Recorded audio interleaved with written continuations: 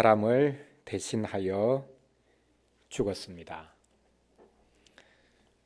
이 신비가 우리 기독교의 신비입니다. 예수 그리스도께서 모든 인생을 대신하여 죽으셨다라는 사실을 우리 기독교가 선포하고 있습니다. 이것이 복음입니다.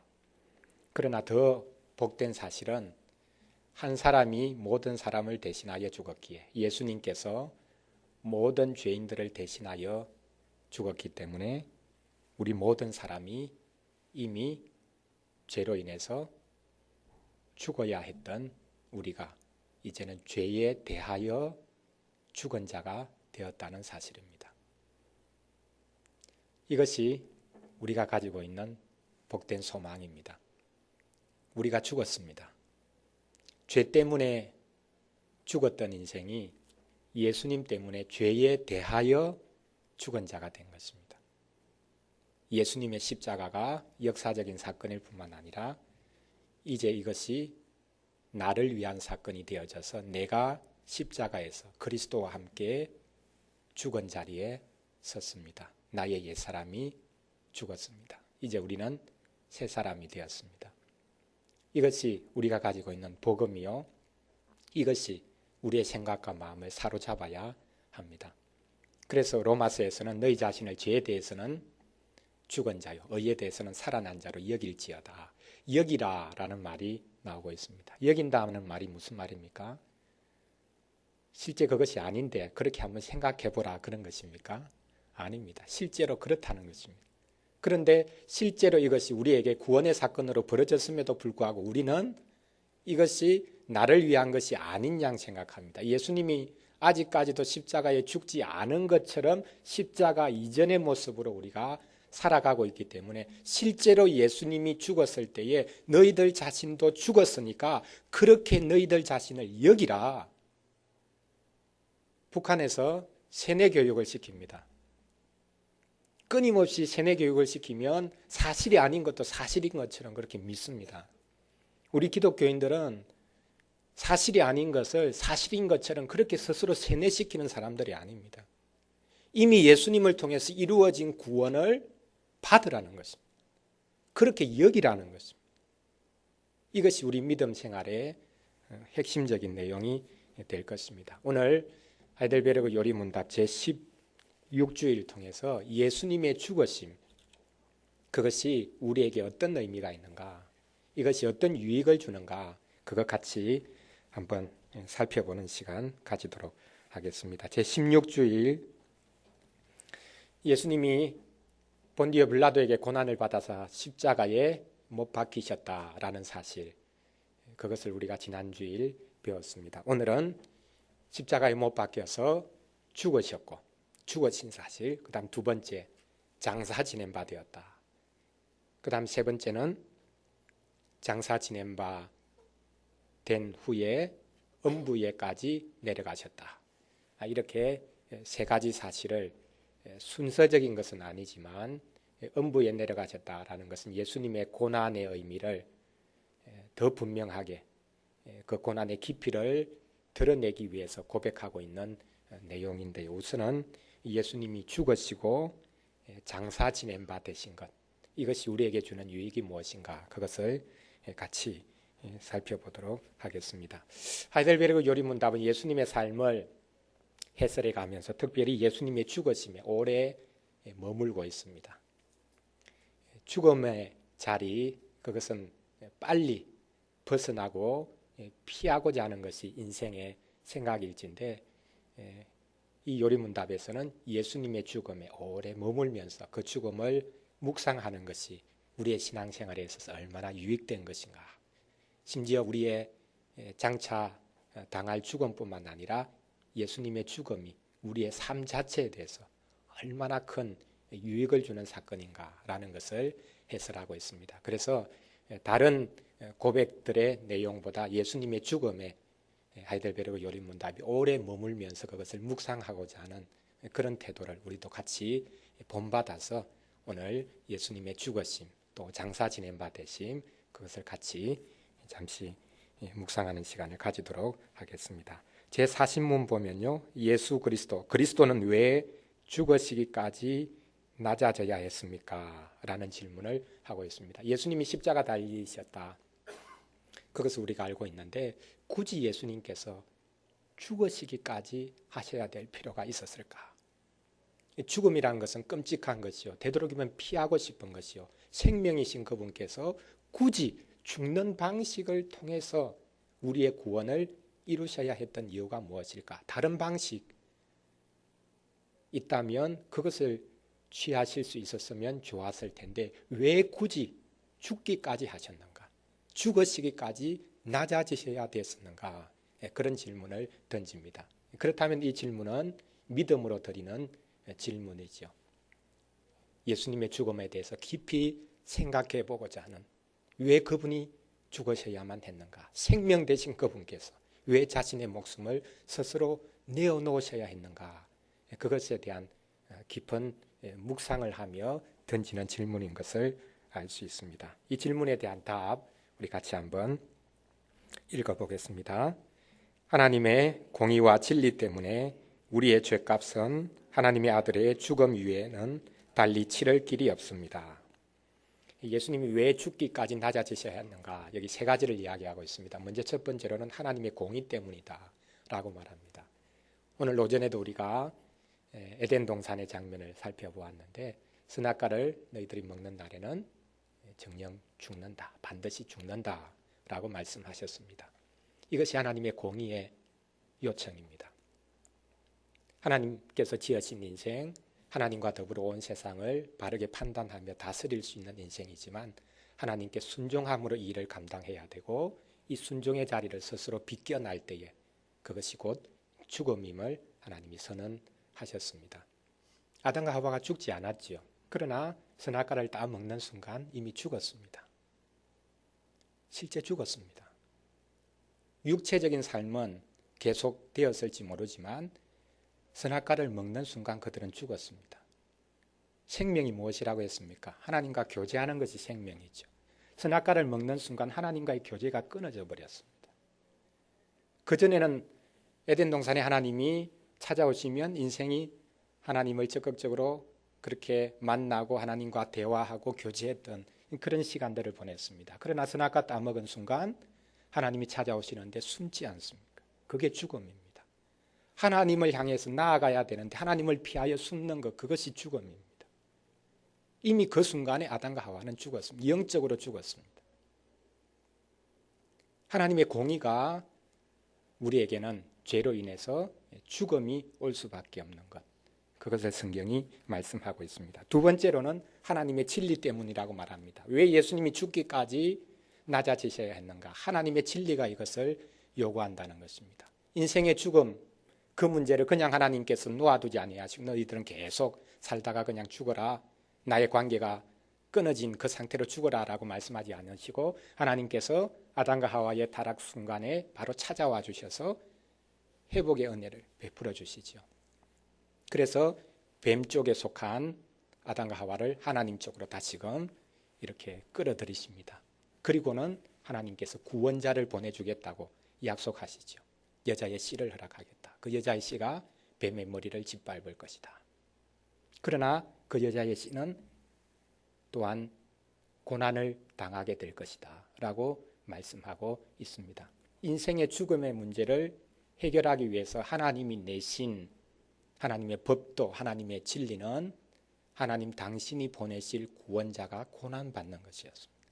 그리고 그 고난은 구체적으로는 그분의 죽음을 말합니다.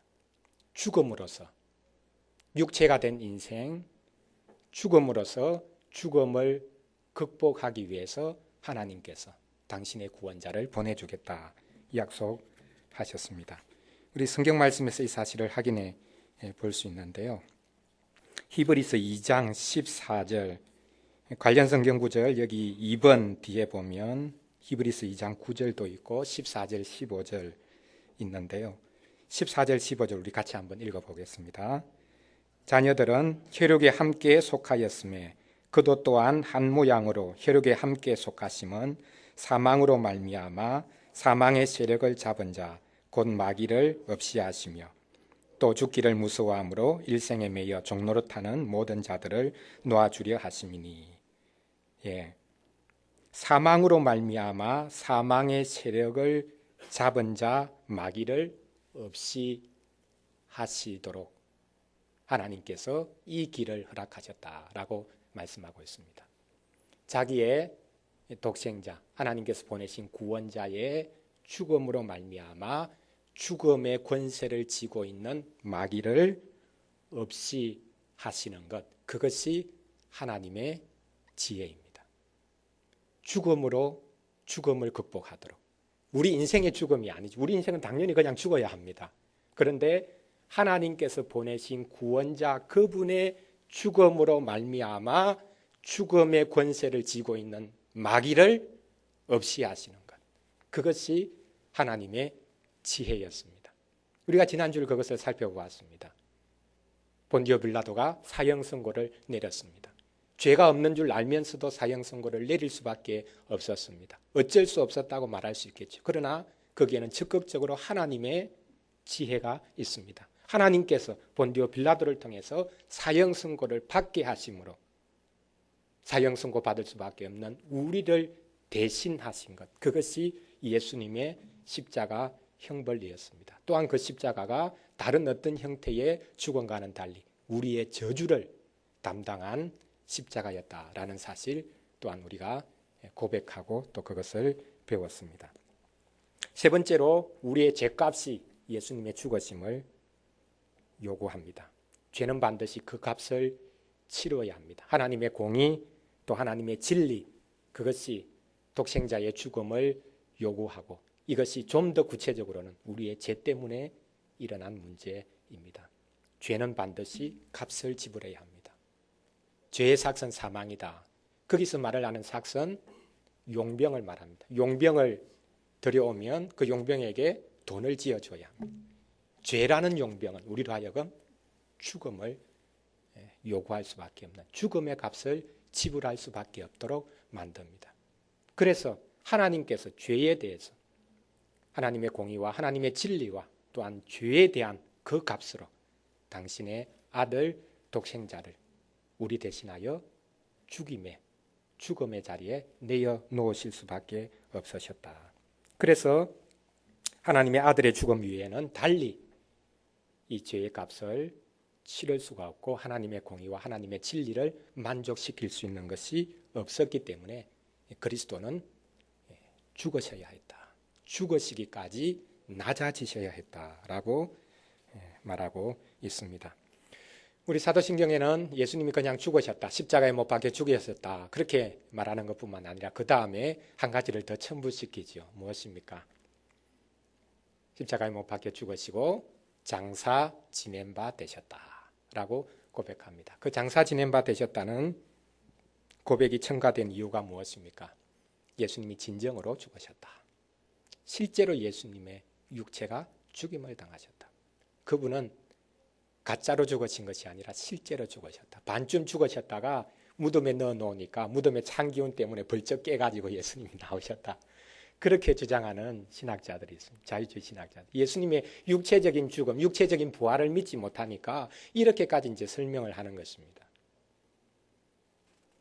중세시대에도 르네상스 이전까지도 사람의 시체, 그것과 연결해서 이렇게 끈을 이렇게 쭉 달아서 내어놓았다고 합니다. 이 사람이 실제로 죽은 것이 아닌데 죽었다고 생각해서 장사를 지냈는데 안에서는 자기가 죽지 않아서 깨어날 수 있기 때문에 그 줄을 이제 잡아서 흔들면 밖에서 이제 그것을 알고 다시 이제 그렇게 장사를 중단하고 이제 무덤 그 관을 열 수 있도록 그런 이제 시스템까지 만들어 놓았다고 합니다. 그러니까 실제로 사람이 죽었는가 죽지 않았는가 의학적으로 아무리 발달해도 이것을 명확하게 분별하기가 쉽지 않은 경우가 있는 것이죠. 그래서 예수님이 진짜 죽었을까? 그렇지 않을 거다. 이런 생각까지 있기 때문에 아니다. 예수님은 실제로 죽으신 분이다. 장사 지낸 바 되셨다. 무덤으로 내려가셨다. 실제로 그분은 죽으셨다라고 고백을 하고 있습니다. 자, 그러면 예수님의 죽으심, 예수님의 장사 지낸 바 되심, 역사적인 사실이라고까지 분명히 우리가 알고 고백을 하는데 이것이 우리에게 주는 의미가 뭔가? 예수님이 고난 당하셨다라는 것, 그것을 고백하는 것과 더불어서 거기에 덧붙여져서 예수님이 실제로 죽으셨다라고 고백하는 것이 우리에게 주는 의미가 무엇인가? 그것을 42문, 43문에서 나누어서 해설하고 있습니다. 42문은요, 예수님의 죽으심이 죽음을 바라보는 나의 태도, 나의 생각에 어떠한 의미를 주는가? 죽음 자체에 대해서 우리가 바라보는 시선, 죽음을 맞이하는 나의 마음가짐, 그것에 어떤 유익을 주는가라는 그 내용을 해설하고 있습니다. 그리스도께서 우리를 위해 죽으셨는데 우리도 왜 여전히 죽어야 합니까? 여기 이제 질문이 생기는 것이죠. 예수님이 나의 죄를 위해서 십자가 달려 돌아가셨다면, 예수님께서 나를 살려주기 위해서 죽으셨다면 이제 내가 죽지 않아도 되는 것 아닌가? 반대로 내가 만약 또다시 죽는다면 그것은 내 죄 문제가 해결되지 않았기 때문이고, 그래서 나는 죄로 인해서 죽는 것 아닌가? 이런 질문을 할 수밖에 없습니다. 구약시대에 죽지 않고 하늘로 올라간 신앙의 선배들이 있습니다. 엘리야도 있고 에녹도 있습니다. 예수님이 신약시대에 오셔서 우리의 죄를 온전히 담당해 주셨다면, 그분의 죽음이 우리를 살려주기 위한 죽음이라면 왜 우리는 또다시 죽어야 되는 것인가?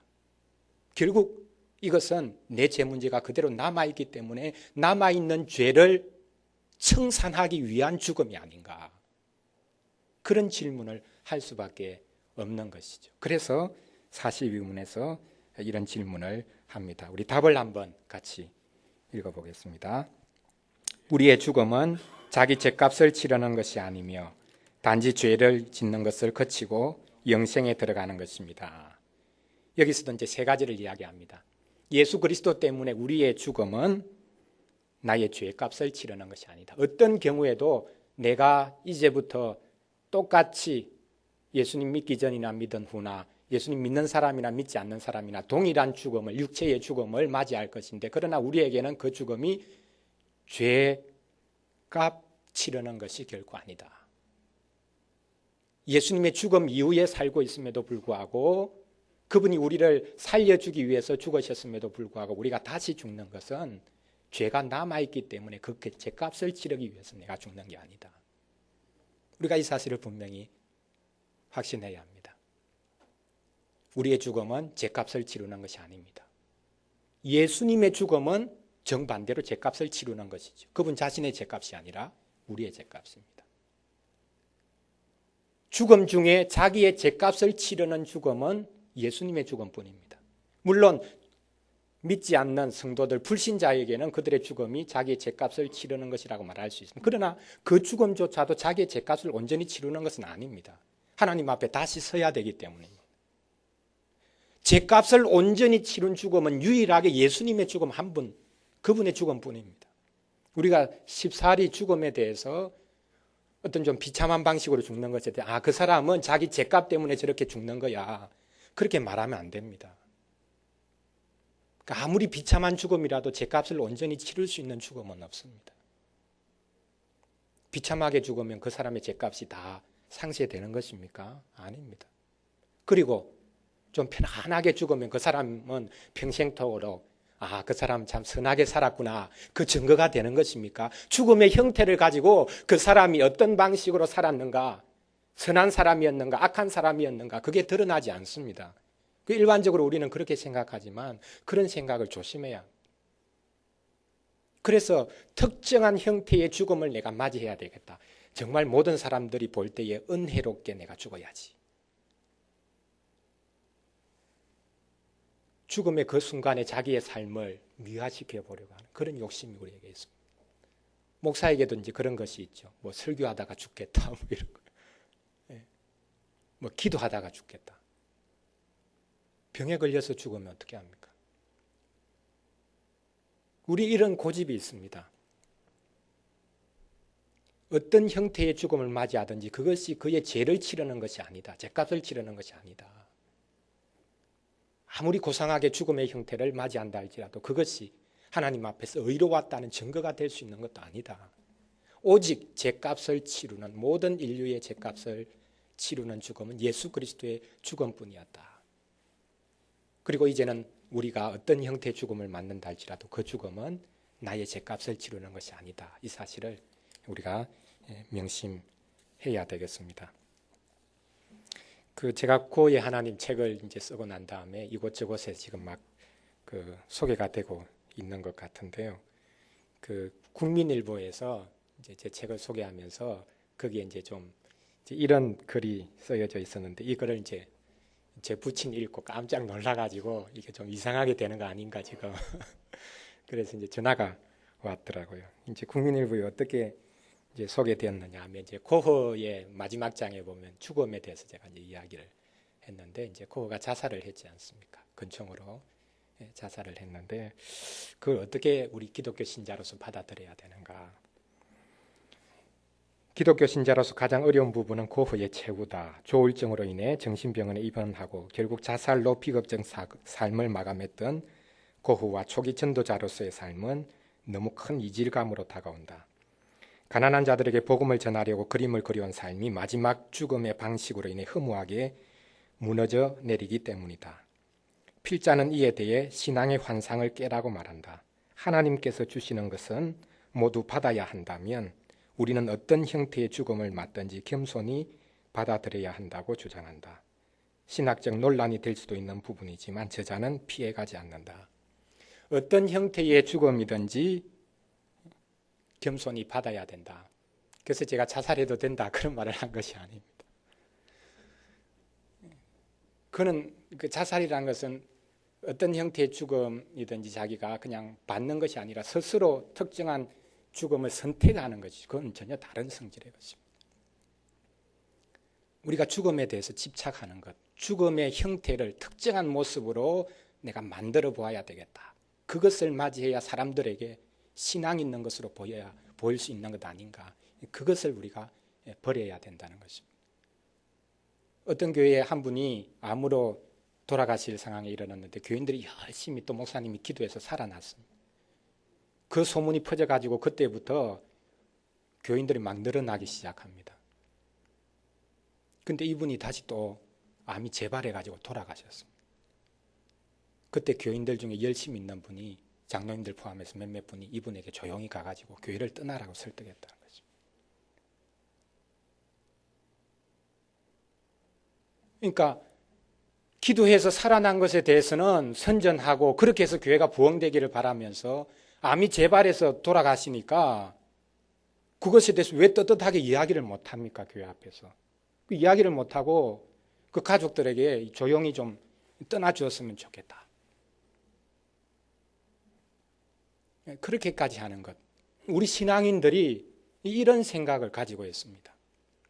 죽음이라는 것, 그것이 어떤 형태의 죽음이냐, 그것에 집착하고 그것으로 인해서 이게 죄값을 치르는 것이 아닌가. 죄와 자꾸 연관을 시키려고 하는, 믿음으로 말미암아 우리는 어떤 형태의 죽음을 맞든지 그것은 우리가 집착할 필요가 없음에도 불구하고 이런 생각을 가지고 있습니다. 그래서 여기서 분명하게 해설하고 있습니다. 이제 우리의 죽음은 예수님이 우리의 죄의 문제를 해결하셨고 우리를 살려주기 위해서 돌아가셨음에도 불구하고 우리의 육체는 여전히 똑같이 이제 죽게 되죠. 물론 예수님 오실 때에 살아있는 사람들은 죽음을 맛보지 않고 예수님을 맞이하게 되어서 영생의 자리로 들어가게 되겠죠. 그게 더 영광스러운 것인지, 그렇지 않으면 죽었다가 다시 부활해서 예수님 맞는 것이 영광스러운 것인지, 데살로니가서에 보면 이것 때문에 또 막 당시에 논란이 있었던 것 그리고 있습니다. 어떤 형식이 더 나은 것이냐, 그것은 상관이 없는 것입니다. 그래서 이제는 그리스도 안에 있는 자들은 어떤 죽음을 맞이하든지 그 죽음은 자기의 죄값을 치르는 것은 아니다. 오히려 정반대로 뭐라고 말합니까? 이제부터 그의 죽음은 죄 짓는 것을 그치는 것이다.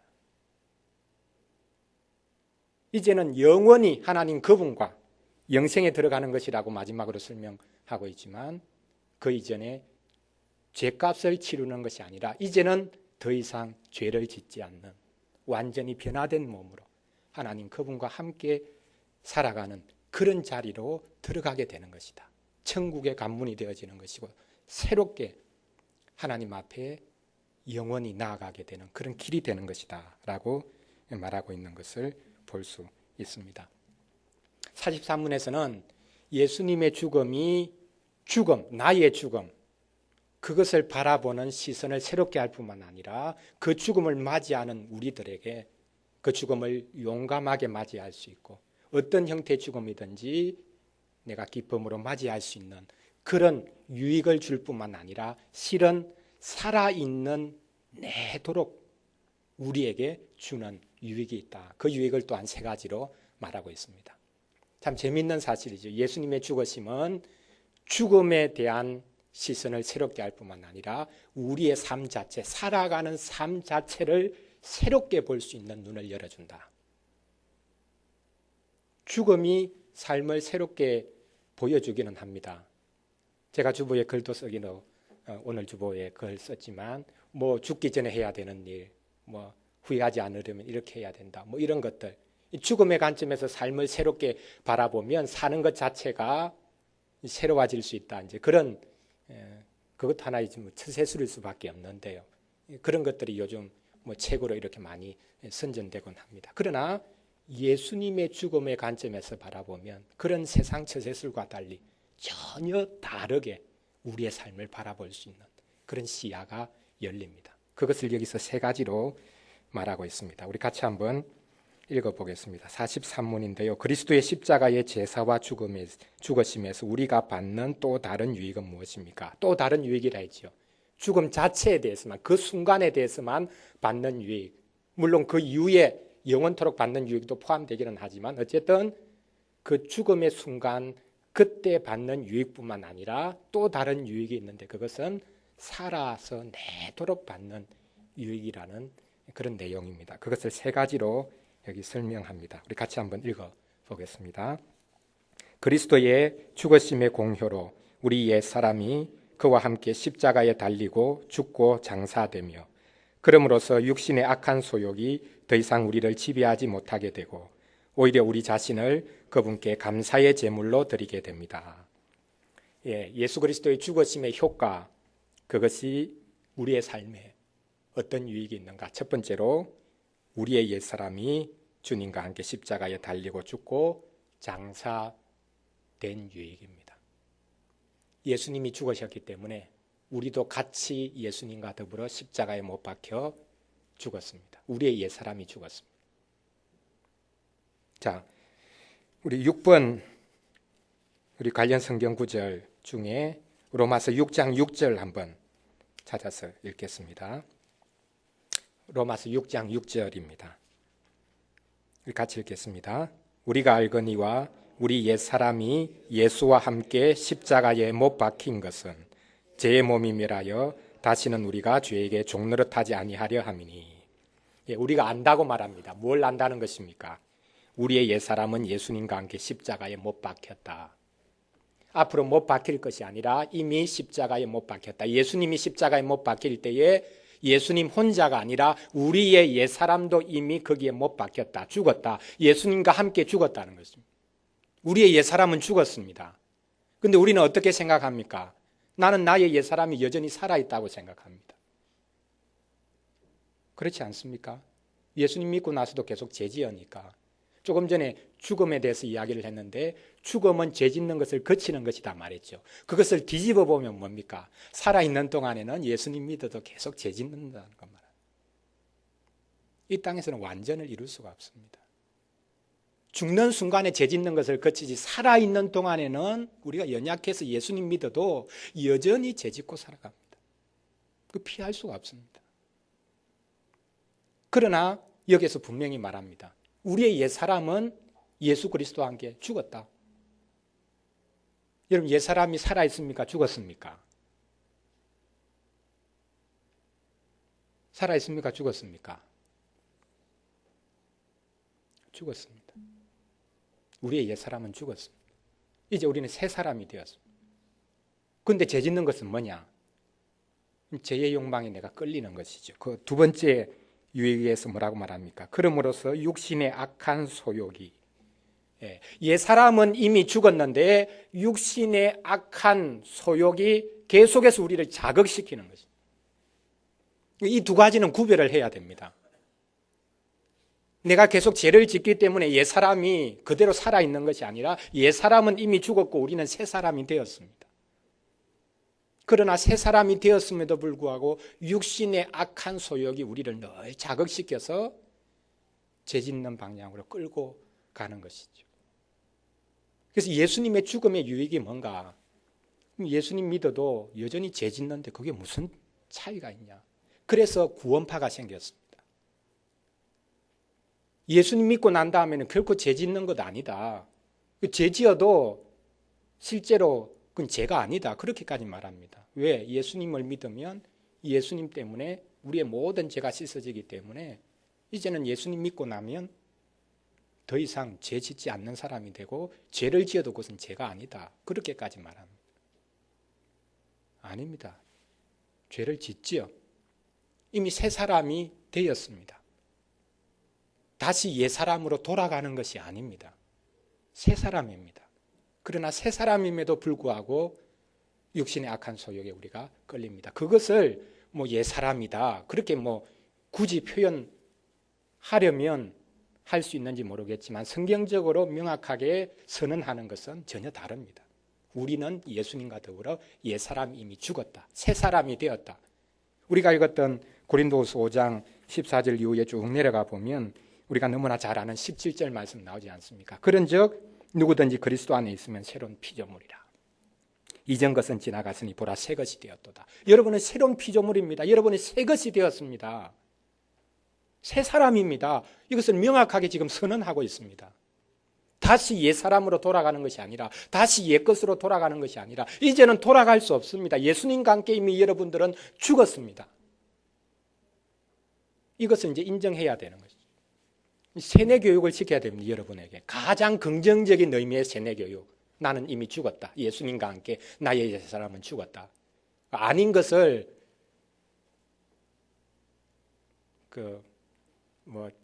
속된 말로 아닌 것을 긴 것처럼 그렇게 말하려고 하는 것이 아니라요. 자기를 스스로 그냥 막 세뇌시키는 것이 아니라 실제로 예수님이 이루어 주신 일이 이것이라는 거예요. 우리는 옛 사람이 이미 그리스도와 함께 십자가에 못 박혔다. 우리는 옛 사람이 죽었다. 나는 이미 새 사람이 되었다.